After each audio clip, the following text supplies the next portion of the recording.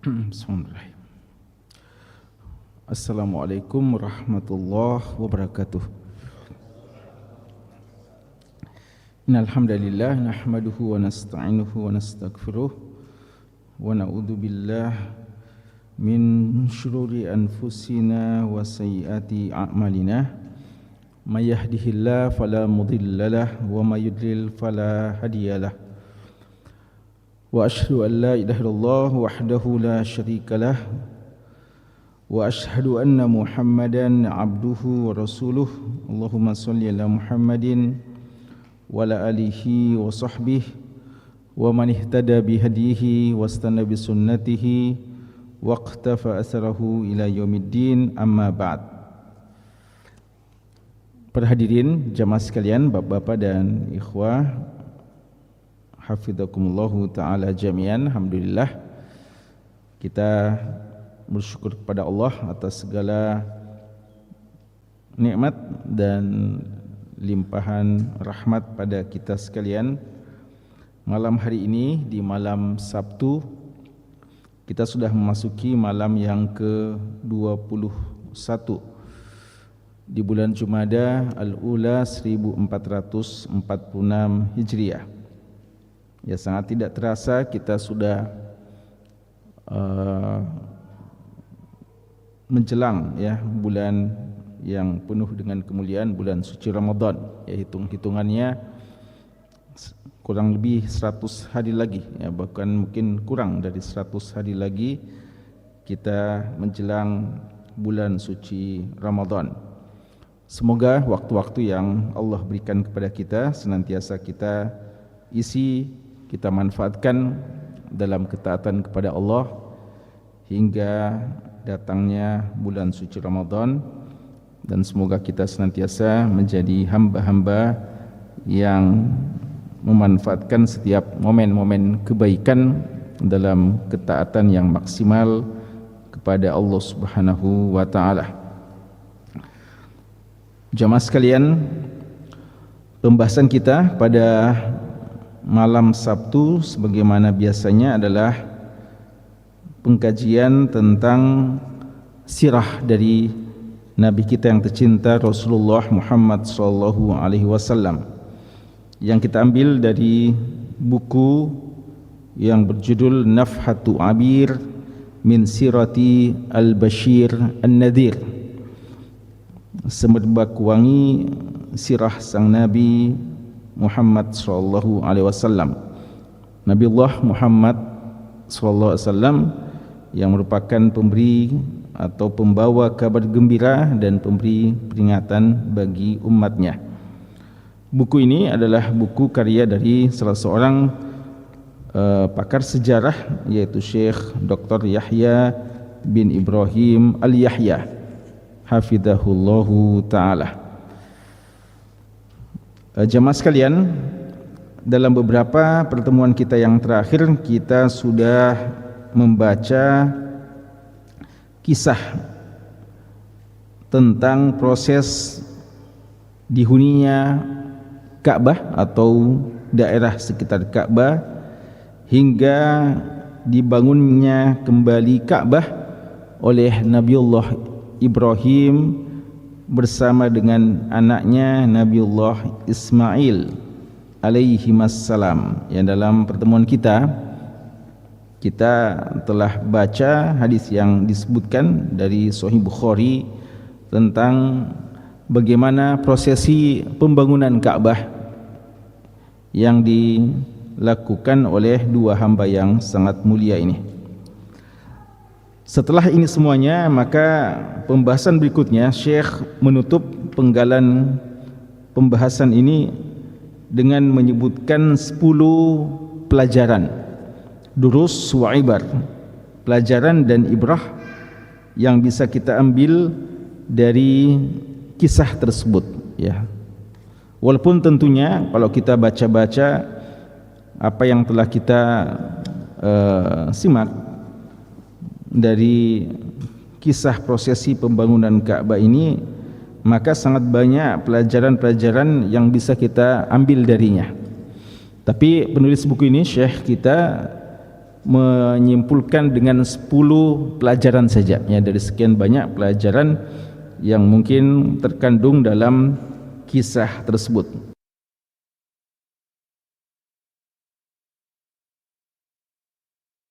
Bagaimana yang pernah kita sebutkan bahwa pada hakikatnya belajar sejarah itu bukan sekadar menghafal kejadian-kejadiannya, apalagi tanggal-tanggal dan tahun serta bulan terjadinya, walaupun itu juga penting ya, itu juga penting. Tidak dipungkiri bahwa mengetahui kapan terjadinya, di mana terjadinya, dan secara persis waktu ya terjadinya, itu juga adalah bagian yang tidak kalah pentingnya. Namun hal yang terpenting dari semuanya itu adalah bagaimana kita mengambil ibrah, pelajaran dan hikmah dari kisah yang kita baca, karena sejarah ini yu'idu nafsahu, at-tarikhu yu'idu nafsahu. Sejarah ini senantiasa berulang, dan kadang suatu saat kita akan mengalami apa yang pernah dialami oleh orang-orang terdahulu. Maka ketika kita sudah belajar kisah mereka, kita tahu bagaimana memposisikan diri kita pada saat kejadian yang mirip mungkin terjadi juga pada kita. 10 dari kisah atau ibrah dari kisah prosesi pembangunan Ka'bah kita akan baca satu persatu insyaallah. Ya, tafadhal.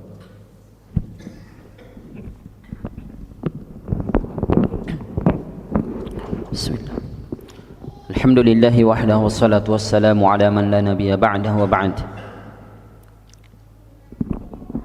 Kitab Nafhatu 'Abirin min Siratil Bashirin Nadhiri alaihi salatu wassalam li fadilati Syekh Dr. Yahya bin Ibrahim Al-Yahya hafizahullahu ta'ala.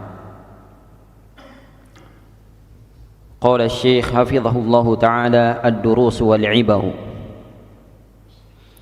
أولا من صفات الأنبياء عليهم السلام وأتباعهم التسليم المطلق لأمر الله تعالى، فإبراهيم عليه السلام مع شفقته ورحمته يترك امرأته وطفلها في أرض موحشة لا ماء فيها ولا شجر استجابة لله تعالى وطاعة له.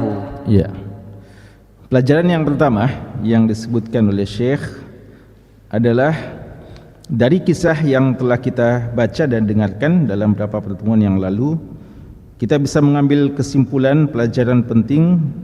Yang pertama adalah min sifatil anbiya, di antara sifat-sifat para nabi alaihi wassalam. Ya, tentu saja nabi-nabi sebagai manusia pilihan dari Allah, hamba-hamba Allah yang terbaik yang Allah Subhanahu wa taala hadirkan kepada umat ini. Mereka memiliki banyak sifat-sifat yang agung, sifat-sifat yang mulia, sifat-sifat yang perlu untuk kita teladani. Tapi di antara sifat yang sangat menonjol yang bisa kita ambil dari kisah ini, bahwa para nabi-nabi itu wa atba'ihim, dan pengikut-pengikut mereka yang setia ya. Di sini katakan atba'ihim karena setiap nabi itu umumnya memiliki pengikut-pengikut. Kita katakan umumnya karena ada saja nabi yang kelak ketika dibangkitkan di hari kiamat ternyata pengikutnya mungkin cuma 1-2, bahkan nabiun walaysa ma'ahu ahadun, ada nabi yang ternyata tidak memiliki pengikut sama sekali. Tapi umumnya para nabi itu punya pengikut. Dan tidak bisa dipungkiri bahwa di antara nabi yang paling banyak pengikutnya adalah pengikut Nabi Musa alaihissalam, dan yang terbanyak lagi adalah pengikut dari Nabi kita Muhammad sallallahu alaihi wasallam. Setiap dari nabi itu memiliki pengikut-pengikut yang setia yang mewarisi sifat-sifat mereka. Ya, walaupun tentu saja kualitas pengikut dari Nabi Muhammad terbaik sebagaimana nabinya juga adalah nabi yang terbaik. Di sini katakan bahwa di antara sifat-sifat para nabi dan pengikut mereka adalah bersifat at-taslimul mutlaq, menyerahkan diri sepenuhnya li amrillahi ta'ala, kepada Allah Subhanahu wa taala. Artinya kalau sudah ada perintah dari Allah, mereka tidak banyak berkomentar, mereka tidak banyak tanya, apalagi kalau mau keberatan dan menghindar dari perintah Allah Subhanahu wa taala, apalagi kalau dikatakan membantah dan berusaha untuk menghindar dari perintah tersebut. Mereka semuanya berprinsip sebagaimana prinsip orang-orang beriman, wa ma kana lil mu'minin wala mu'minatin idza qadallahu amran ayyakuna lahumul khiyaratu min amrihim.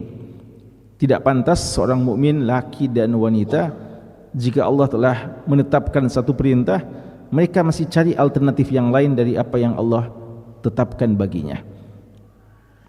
Mereka semuanya adalah orang-orang yang menyerahkan diri secara mutlak, tidak pernah berkeberatan dari setiap perintah ketetapan Allah Subhanahu wa taala.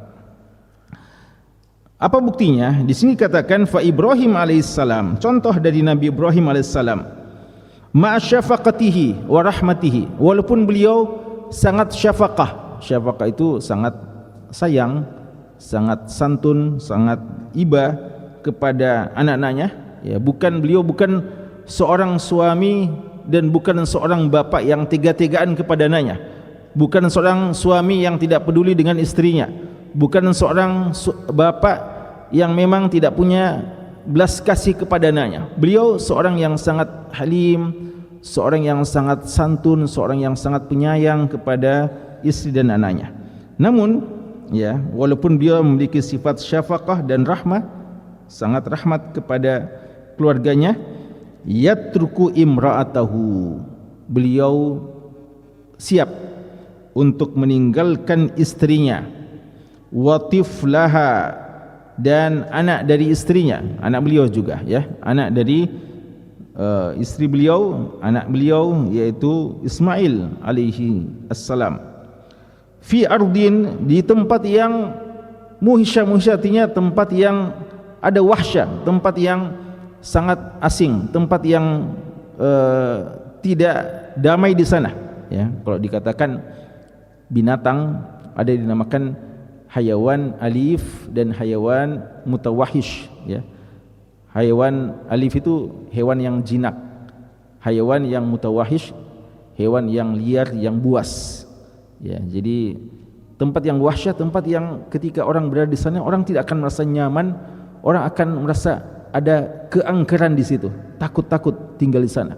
Bagaimana tidak, tempat itu tidak dihuni oleh siapa-siapa dan tidak ada tumbuh-tumbuhan, air juga tidak jelas, ya. Ini tempat yang sangat tidak menjanjikan dan sangat, ya, tidak cocok untuk dihuni.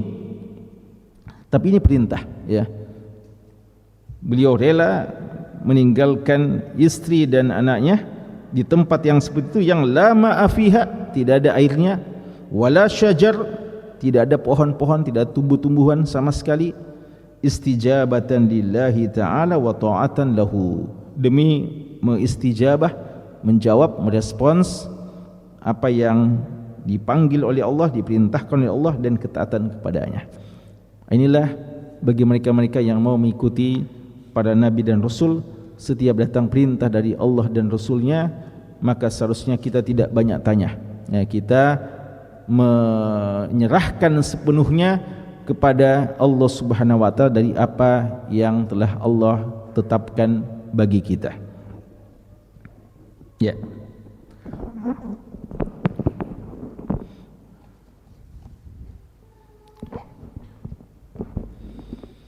Ad-darsu tsani, an-nafsu tasqiluha asy-syada'id wa tukhriju afdala ma fiha, fanuzulul bala'i bil mu'mini la ya'ni anna Allah arada ta'dzibah, balil bala'u min rahmatillahi bi'ibadihi al-mu'minin. Ya. Pelajaran yang kedua yang bisa kita ambil dari kisah Nabi Ibrahim bersama istri dan anaknya ketika awal kali berada di Ka'bah, bahwa jiwa ini dia akan dibersihkan, ya. Saql itu artinya dicuci, dibersihkan, digosok sampai mengkilat, ya. Jiwa kita ini kadang masih banyak karatnya, masih banyak kotoran-kotorannya. dan dia perlu dibersihkan. Dan kadang dibersihkan dengan syada'id. Syada'id artinya keadaan-keadaan yang berat, ujian-ujian yang sangat menyulitkan bagi kita. Wa takhruj afdal ma fiha, dan dengan ujian itu maka dia akan keluar dalam keadaan yang lebih baik daripada semula, ya. Makanya dalam bahasa Arab, ujian itu salah satu bahasanya adalah diungkapkan dengan fitnah. Fitnah. Apa artinya fitnah? Fitnah sebenarnya makna fitnah adalah idkhalu, asal dari makna fitnah dalam bahasa Arab adalah idkhalu adh-dhahab fin nari litadhhar au litadhhar jaudatuhu min radaatihi. Kata ulama kita, makna asal dari fitnah, ya, karena ini perlu difahami, ya, makna fitnah dalam bahasa Arabnya. Karena kadang salah faham kita terhadap fitnah yang kita fahami saat sekarang ini. Fitnah kan kalau bahasa Indonesia artinya tuduhan yang tidak bertanggung jawab, ya, tuduhan yang tidak benar. Kita bilang kamu begini, ya, lalu dibilang mana buktinya, pokoknya kamu begini. Kita bilang fitnah itu, ya, itu biasa kita fahami fitnah. Tapi sebenarnya fitnah adalah idkhalu adz-dzahab finnar, memasukkan emas ke dalam api untuk ketahuan mana emas yang asli dan mana emas yang palsu, imitasi, yang tidak asli. Itu sebenarnya fitnah dalam bahasa Arab. Artinya apa? Fitnah itu, fitnah adalah ujian yang dengannya akan ketahuan siapa yang betul-betul beriman dan siapa yang palsu keimanannya. Allah mengatakan, ahasiban nasu ayyutraku ayyaqulu amanna wa hum la yuftanun. Apakah manusia menyangka mereka akan dibiarkan begitu saja mengatakan kami beriman, lalu mereka tidak mau diuji atau mereka tidak mengalami ujian? Pernyataan kita bahwa amanna, kita beriman, ini ada konsekuensinya, tidak dibiarkan begitu saja. Kapan kita sudah bilang kita beriman, kita akan diuji. Wa hum la yuftanun wa laqad fatanna alladhina min qablihim fala ya'lamanna Allahu alladhina sadaqu wa la ya'lamanna al-kadhibin. Allah mengatakan sejak dahulu umat-umat sebelum mereka itu telah diuji dan dengannya ketahuan siapa yang sadaqu, siapa yang jujur keimanannya dan siapa yang dusta keimanannya. Jadi iman ini butuh diuji, dan di antara ujiannya adalah musibah-musibah yang tidak mengenakan, takdir-takdir yang mungkin kita tidak harapkan, tapi itu di dalamnya ada kebaikan di dalamnya. Kita mungkin merasa buruk padahal dia adalah baik bagi kita. Maka tujuannya adalah untuk menjadikan karatan yang ada dalam hati kita ini lebih bersih, ya. Jemaah sekalian, dosa ini, dosa-dosa kita itu kadang dihapuskan dengan amal soleh. Innal hasanati tudhibna as-sayyi'at. Kebaikan kadang menghapuskan dosa-dosa, dan kadang dihapuskan dengan tobat dan istighfar. Dan kadang dosa-dosa itu baru bisa terhapus dengan ujian dan musibah, ya. Makanya ada kadang orang yang dari segi amal-amal solehnya tidak terlalu banyak. Kita lihat dia bukan bagian dari seorang penuntut ilmu umpamanya, atau seorang yang banyak amal-amal sunnahnya. Tapi kita melihat beliau atau orang tersebut orang yang sangat tabah, sabar dalam menghadapi sekian banyak ujian pada keluarganya, keadaannya yang sangat pas-pasan, lalu mungkin sang anak sakit, ada yang meninggal, ada yang ini dan ada itu, tapi semuanya dihadapi dengan penuh kesabaran.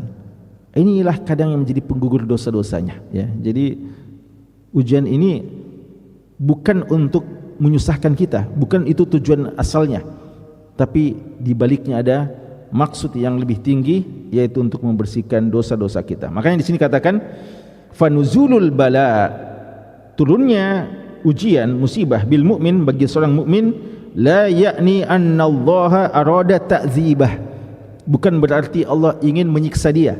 Ya, jadi kalau kita dapat musibah, jangan kita bilang kenapa ini Allah tidak suka sama saya, kenapa Allah menyiksa saya, kenapa Allah uji saya. Jangan kita mengomel, ya. Jangan kita jengkel, jangan sampai mengeluarkan kata-kata yang tidak pantas kepada Allah. Allah tidak benci sama kita, Allah sayang sama kita.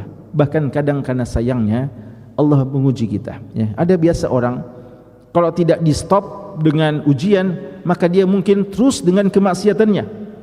Ada orang merasa bangga dengan kemaksiatannya, terus dengan berbangga-bangga dengan dosanya. Nanti baru dapat ujian, musibah, sakit atau yang semacamnya, baru tersadar bahwa selama ini dia lalai lupa kepada Allah Subhanahu wa taala.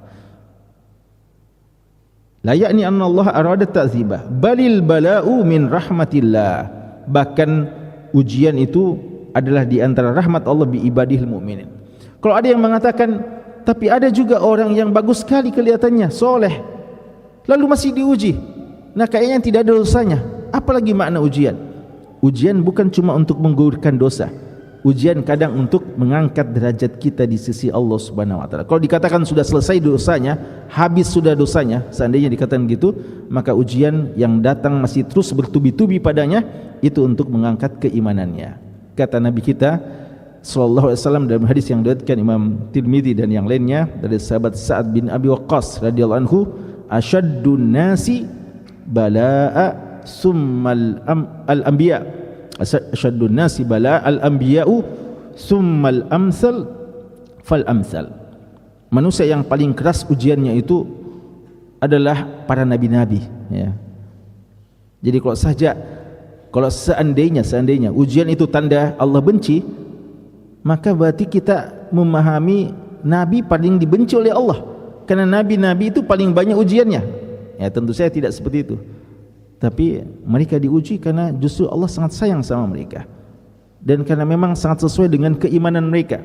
Summal amsal fal amsal, dalam sebagian riwayat summas solihuna fas solihun, kemudian orang-orang yang soleh dan mendekati, ya, kesolehan kebaikan para nabi. Yubtala ar-rajulu bihasabi dinihi, seseorang itu akan diuji berdasarkan keimanannya, kekuatan agamanya. Makanya jangan kita pernah mengatakan kayaknya ujian ini begitu berat, tidak cocok dengan keadaan saya. Yakinlah Allah tidak akan menguji seseorang kecuali cocok dengan keadaannya. Artinya dia sudah pantas untuk menghadapi ujian itu. Tinggal kita yang bagaimana menata diri kita. Fa in kana fi dinihi solba, kalau di dalam agamanya itu ada kekuatan, maka dia akan diuji sekadar dengan kekuatan imannya. Tapi kalau kana fi dini riqqah, kalau agamanya tipis, tidak kuat, maka dia juga akan diuji sekadar dengan itu. Maka para nabi paling banyak ujiannya karena Allah Subhanahu wa taala sangat rahmat, sangat sayang kepada mereka. Jadi dengan ini bagi seorang mukmin tidak ada masalah. Ketika diuji, dia justru mungkin akan merespons dan mengatakan, terima kasih Allah, bahwa dengan ini engkau mau mengampuni dosa-dosa dan mengangkat derajat saya di sisimu. Ya. الدرس الثالث رب إبراهيم عليه السلام أهله وذريته على الطاعة والتسليم الكامل لأمر الله عز وجل. Ya. Pelajaran yang ketiga yang kita bisa petik dari kisah ini adalah tarbiyah. Bagaimana seorang Ibrahim alaihissalam dengan cara ini, dengan ujian ini, beliau mampu berhasil untuk mentarbiyah keluarga beliau, istrinya maksudnya, wa dzurriyyatahu, dan keturunannya, anaknya, di atas dasar ketaatan dan penyerahan diri yang sempurna kepada Allah Subhanahu wa taala. Mungkin kita katakan Ibrahim ya memang sudah lama tertempa, sudah dewasa, sudah tua, maka tidak terlalu mengherankan kalau bisa melewati ujian tersebut. Tapi beliau tidak mencukupkan kesolehan, keimanan, kekuatan tawakal pada dirinya. Beliau mau wariskan ini juga kepada istri dan anak-anaknya. Dan ini penting, karena kadang ada sebagian kita begitu ideal, begitu baiknya, begitu ya kelihatannya sempurnanya, tapi dia gagal dalam mewariskan kebaikan-kebaikan itu kepada anak cucunya atau kepada istri-istrinya, ya. Sehingga kadang dia bersendiri di tengah-tengah keluarganya, beriman sendirian atau soleh sendirian, tapi tidak bisa memberikan manfaat atau memberikan dampak yang positif kepada orang-orang yang ada di sekitarnya. Ibrahim alaihissalam dengan ini beliau berhasil untuk mentarbiyah juga istri-istrinya. Maka kita lihat di sini bukan cuma beliau yang bisa bersabar, ya, fa'atammahun, ya, bukan cuma beliau yang bisa menyempurnakan ujian, tapi sang anak Ismail selalu bilang siap, ya, kapan ada ujian beliau bilang silahkan, ya, saya siap, kerjakan saja apa perintah Allah Subhanahu wa taala, saya siap membantumu, ya. Sampai dalam persoalan ketika diajak bangun Ka'bah, saya siap membantumu wahai abadi. Bahkan sampai dalam ketika diperintah atau dikabari bahwasanya dia akan disembelih, dia bilang kalau memang perintah Allah maka kerjakan, saya akan sabar dengan ketentuan itu. Dan sang istri Hajar, beliau juga ketika sudah tahu itu adalah perintah Allah, beliau sempat bertanya, apakah kamu tega meninggalkan kami cuma berdua di tanah yang tandus tidak ada apa-apanya? Lalu ketika dijawab bahwasanya inilah perintah Allah, maka beliau mengatakan Allah tidak akan menyanyiakan kita. Ini tentu kita tidak akan bisa berhasil begitu saja, perlu proses, ya. Sebagaimana kita semuanya untuk menjadi lebih baik dari waktu ke waktu butuh proses. Itu jika kita mau telurkan hal itu juga, kita mau berikan juga kepada orang lain, dan kita mulai dengan keluarga kita perlu proses dengan penuh kelemah lembutan, kita ajari anak kita berikan contoh-contoh teladan yang baik, sehingga itu bisa memberikan dampak yang positif dan mereka juga bisa mengikuti, ya, sifat-sifat kita, termasuk dalam sifat ketawakkalan, ya, tawakal dan penyerahan diri kepada Allah Subhanahu wa taala. Ya. الدرس الرابع في قول هاجر عليها السلام إذن لا يضيعنا دليل على قوة إيمانها بالله تعالى وعظيم توكلها عليه عز وجل. Ya. Yang keempat, lihatlah bagaimana seorang Hajar, seorang wanita, ya, seorang wanita alaihas salam, ketika dia mengatakan jika memang dia adalah perintah Allah, Allahu amaraka bihadza, apakah Allah yang perintahkan kamu seperti ini wahai Nabi Ibrahim? Lalu ketika Nabi Ibrahim sudah membenarkan, maka beliau mengatakan jika demikian Allah tidak akan menyanyiakan kita, ya. Keyakinan, ya, dari seorang Hajar alaihas salam. Ini dalil tentang kekuatan iman seorang Hajar alaihas salam kepada Allah Subhanahu wa taala dan tawakalnya yang begitu besar, begitu agung kepada Allah Subhanahu wa taala. Dan ini perlu menjadi teladan bagi setiap wanita, ya. Jadi teladan bagi setiap wanita menjadi Hajar-Hajar di masa ini, ya. Hajar namanya bukan bahasa Indonesia, ya. Kalau Hajar dihajar, ya, lain maknanya, ya. Menjadi seorang Hajar-Hajar yang baru, ya, yang punya keyakinan kepada Allah Subhanahu wa taala.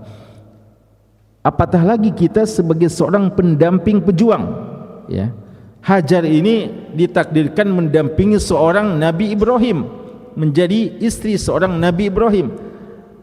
Jangan bayangkan menjadi istri Nabi Ibrahim, menjadi istri seorang pimpinan pejabat yang dikelilingi dengan banyak fasilitas, ya. Itu kan pikiran orang seperti begitu hari ini.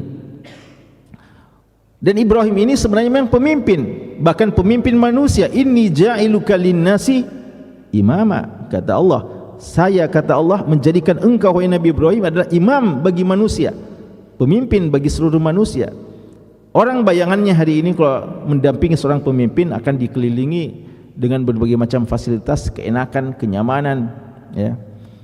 Tapi sebenarnya mendampingi seorang pejuang, maka kita akan mendapatkan berbagai macam cobaan dan tantangan. Dan itu difahami betul seorang Hajar alaihissalam. Makanya ketika beliau tanya Nabi Ibrahim, apakah ini ijtihad pribadimu? meninggalkan kami begini saja ataukah perintah Allah? Ketika dikatakan perintah Allah, maka beliau tidak mengatakan kenapa Allah perintah kamu seperti ini. Beliau tahu bahwasanya di dalam perintah Allah ada hikmahnya untuk meningkatkan keimanan kita dan untuk menguji tawakal kita. Jadi ini suatu hal yang sangat penting bagi seorang wanita, apalagi ketika dia menemani suami-suami yang soleh, suami-suami yang juga menjadi pejuang agama Allah Subhanahu wa taala. Bahkan suatu hal yang sangat indah ketika seorang wanita justru bisa menjadi penasihat bagi sang suami. Mungkin ada sebagian wanita solihah ditakdirkan diuji oleh seorang suami yang belum ideal, yang mungkin sangat tipis keimanannya kepada Allah Subhanahu wa taala, kurang tawakalnya kepada Allah, sehingga kadang mengatakan terpaksa kita mencari profesi, pekerjaan apa saja yang penting kita dapat harta, walaupun mungkin ada syubhatnya atau mungkin jelas-jelas keharamannya. Di sini seorang wanita perlu menyabarkan sang suami dan mengatakan sebagaimana perkataan wanita-wanita salaf, ittaqillaha fina fa inna nasbiru 'alal ju' wa la nasbiru 'alan nar. Wanita-wanita salaf terdahulu ketika melepaskan suami-suami mereka keluar mencari rezeki, wanita itu mengatakan kepada sang suami, bertakwalah kepada Allah terhadap kami yang kamu tinggalkan di rumah ini. Kamu keluar pergi mencari rezeki, hati-hati jangan sampai mengambil barang-barang yang haram, harta-harta yang haram, rezeki-rezeki yang tidak halal. Karena kami, istrimu ini dan anak-anak yang kamu tinggalkan siap bersabar dengan rasa lapar, tapi kami tidak bisa bersabar dengan neraka Allah Subhanahu wa taala. Ini seorang wanita yang solihah yang memiliki tawakal dan justru menasihati sang suami.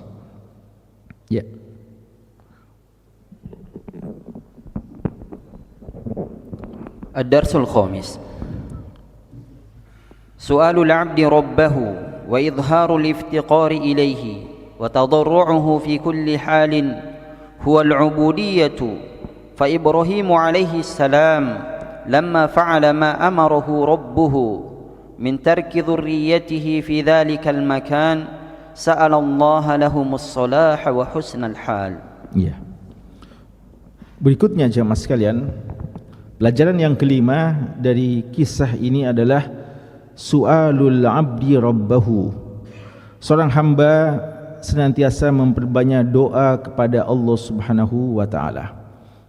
Jadi tidak cukup tawakal itu bukan adalah penyerahan diri kepada Allah lalu pasif, Tawakal yang benar, konsep tawakal yang diajarkan dalam Islam, tawakal disertai dengan usaha dengan melakukan sebab-sebab sehingga kita bisa mencapai hasil yang kita inginkan, dan usaha dengan banyak berdoa kepada Allah. Makanya ketika Nabi Ibrahim AS meninggalkan sang anak dan istri, apa yang beliau lakukan? Apakah beliau mengatakan pokoknya kita tawakal kepada Allah saja, pasti Allah akan mengurus dan menjamin anak? Tidak. Beliau langsung berdoa kepada Allah. Setelah beliau mau tinggalkan, beliau langsung menghadap kiblat, menghadap ke Ka'bah, langsung berdoa kepada Allah Subhanahu wa taala. Itu yang bisa beliau lakukan.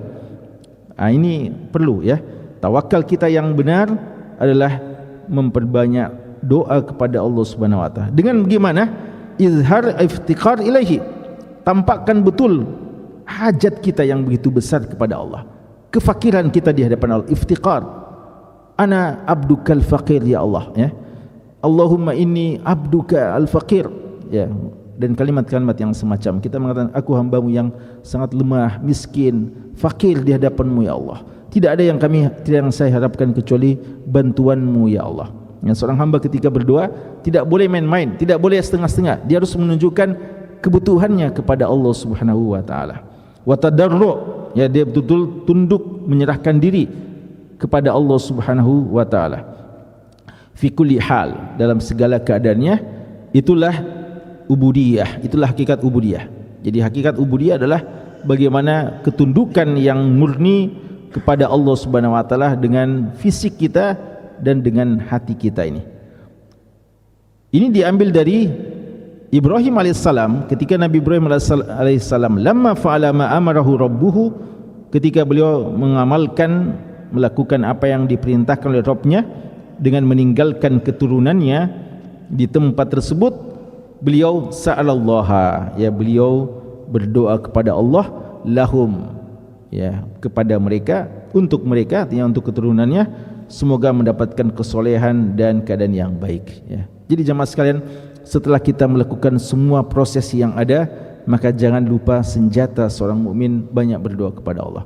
Kita berusaha untuk membimbing. لا يضيع وإن اشتد عليه الكرب فهذه أم إسماعيل لما نفد طعامها وماؤها أرسل الله إليها غوثا وأجرى لها ماء مباركا طعام طعم وشفاء سقم لها ولغيرها إلى يوم القيامة.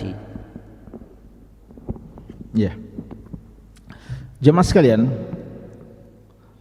bahwa siapa yang bertawakal kepada Allah dan telah menyerahkan dirinya kepada Allah, maka yakinlah Allah tidak akan menyia-nyiakannya walaupun dia berada pada puncak kesulitan, ya.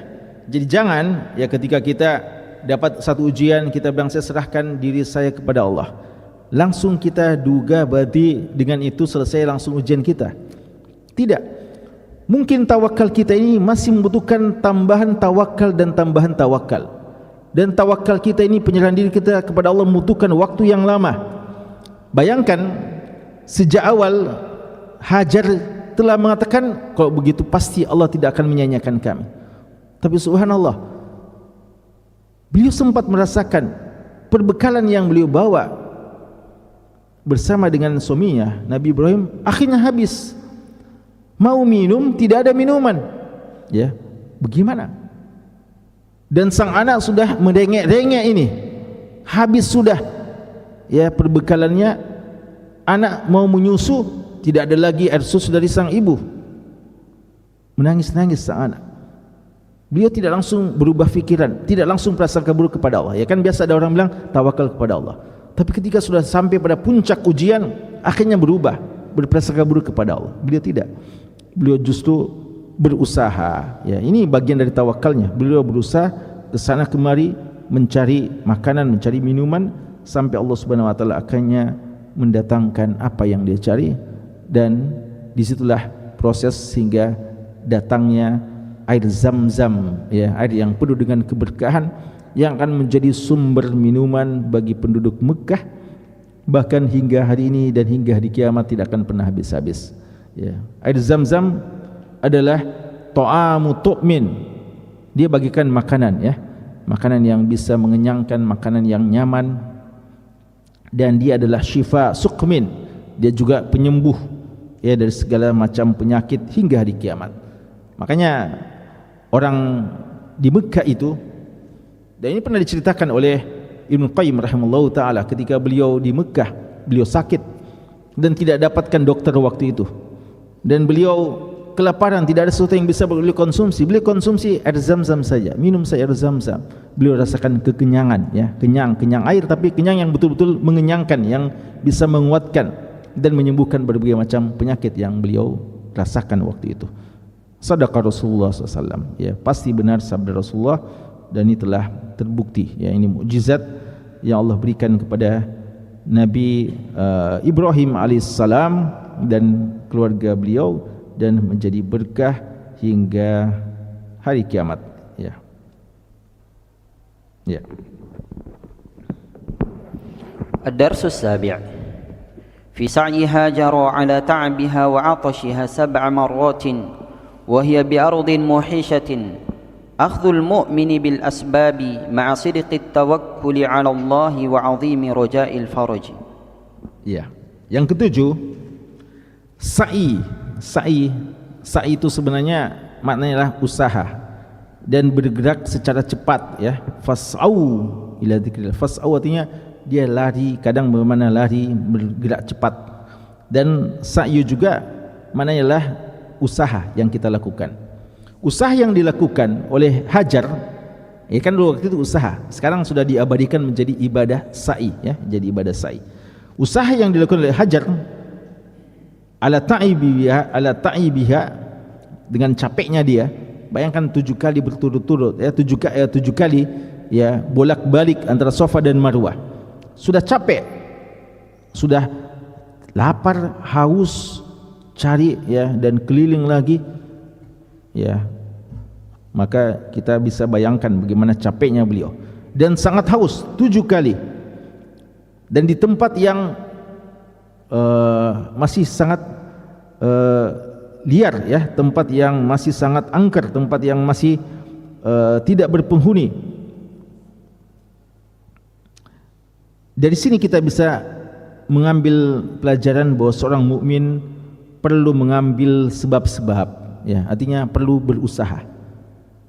Ketika kita menginginkan mendapatkan tujuan, jangan kita bilang saya kan orang beriman, pasti Allah akan menyelesaikan urusan saya, cukup dengan doa. Tidak, doa tetap lakukan, tapi kita diperintahkan juga untuk berusaha yang semaksimal mungkin ya.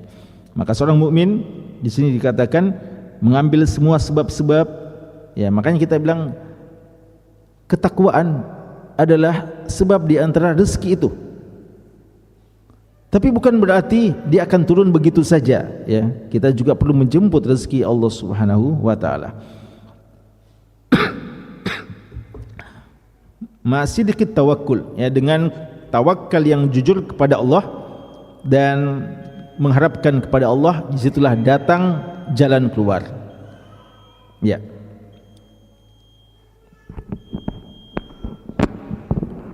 Ad-darsu ats-tsamin. Man ista'sa 'alaihi amrun wa hawalahu marratin fasayatihi al-farju ghaliban walyanzur al-muslim fi halihi kam yabdhulu min al-muhawalati li tahsili amrin min umuri dinihi aw dunyahu. Ya. Tersisa 3 lagi, secara cepat kita bahas insyaallah.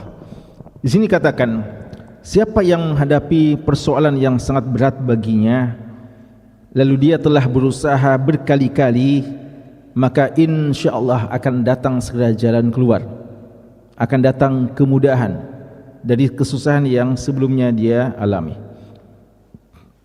Maka bagi seorang muslim hendaknya melihat keadaannya, berapa banyak usaha yang telah dia dedikasikan, berapa banyak usaha yang telah dia lakukan secara sungguh-sungguh untuk mendapatkan apa yang dia inginkan dari agama, kebutuhan-kebutuhan agama dan kebutuhan-kebutuhan dunianya.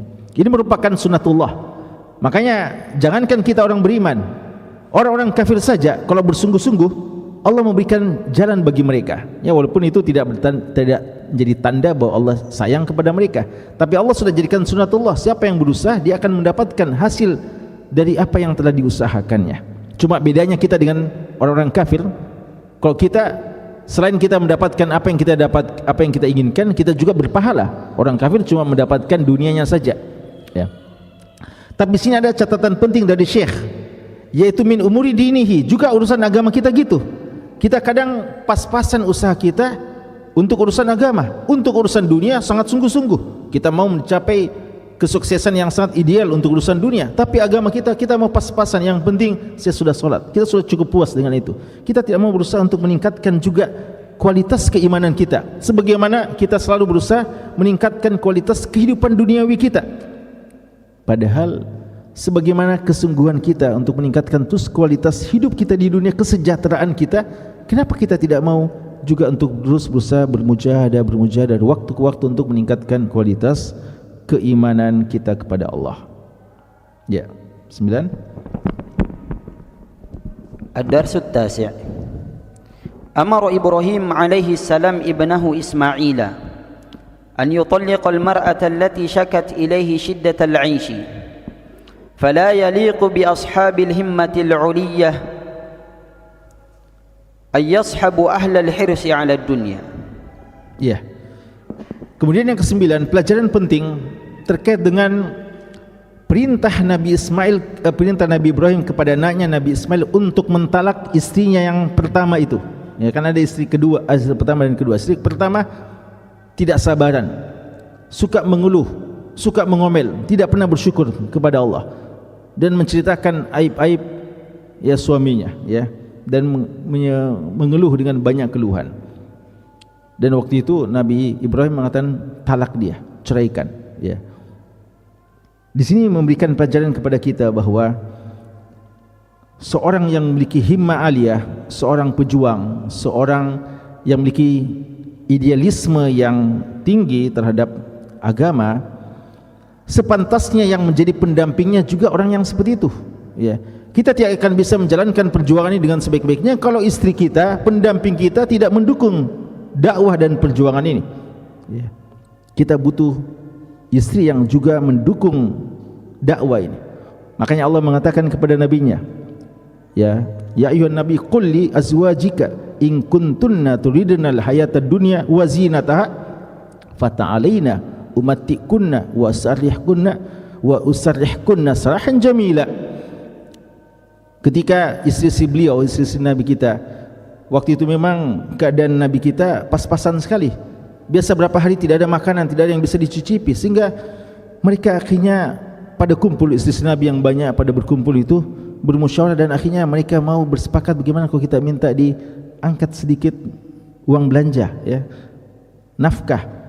Karena kayaknya kalau yang seperti ini nafkah kita tidak cukup untuk membiayai kebutuhan-kebutuhan kita sehari-hari. Akhirnya mereka mengusulkan seperti itu. Lalu Allah Subhanahu wa taala memberikan arahan kepada nabinya untuk panggil semuanya. Ya, diinterview satu persatu. Mau ditalak atau bagaimana, ya.